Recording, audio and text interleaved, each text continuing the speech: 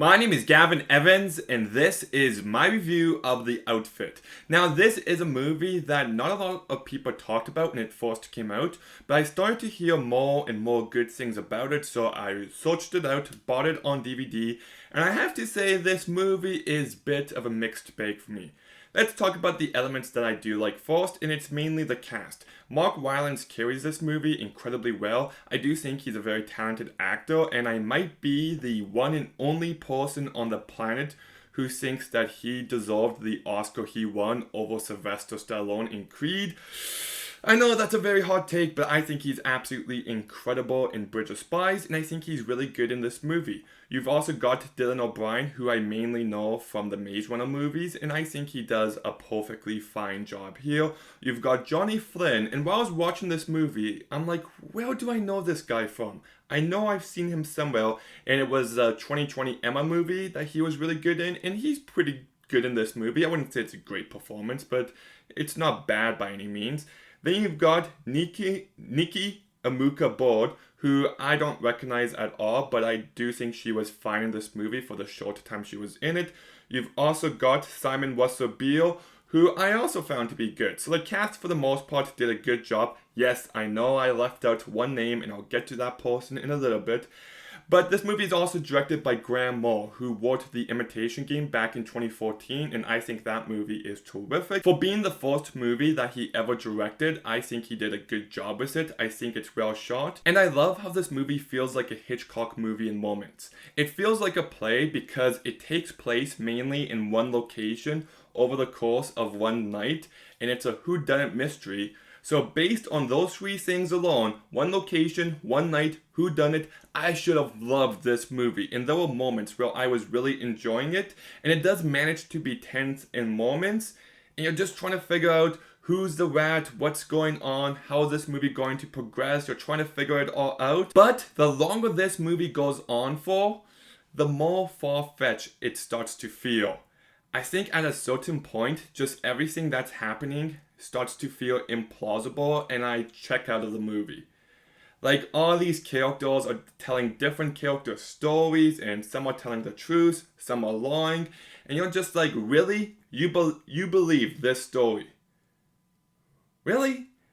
And really, you don't see that pool of blood there? Then why is the movie highlighting it time and time again?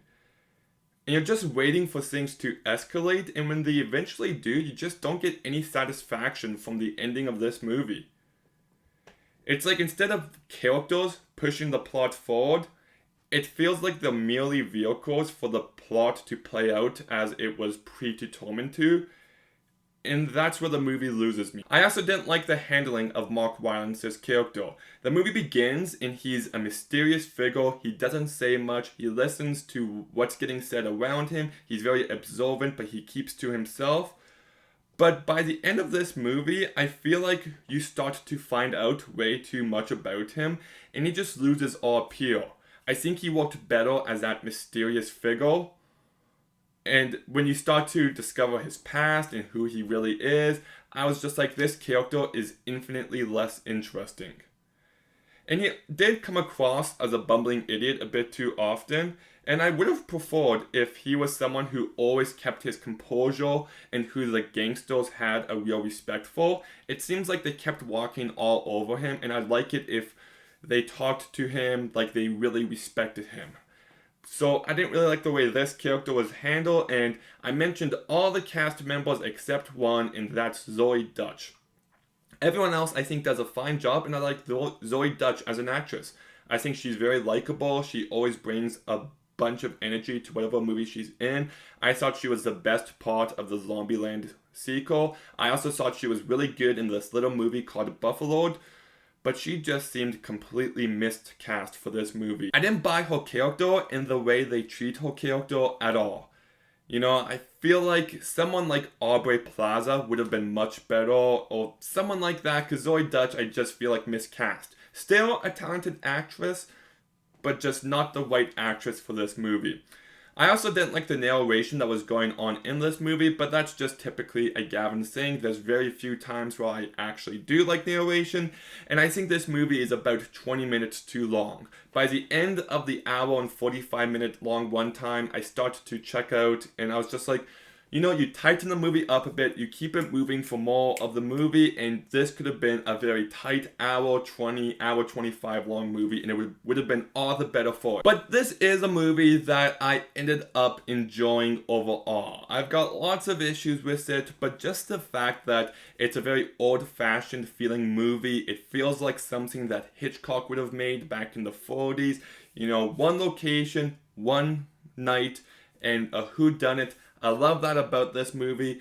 The cast, for the most part, does a good job. So despite the fact that I didn't like the way they handled the main character and the movie becomes implausible at a certain point, I still slightly enjoyed this movie overall. So I'm going to go ahead and give The Outfit a 5.5 out of 10.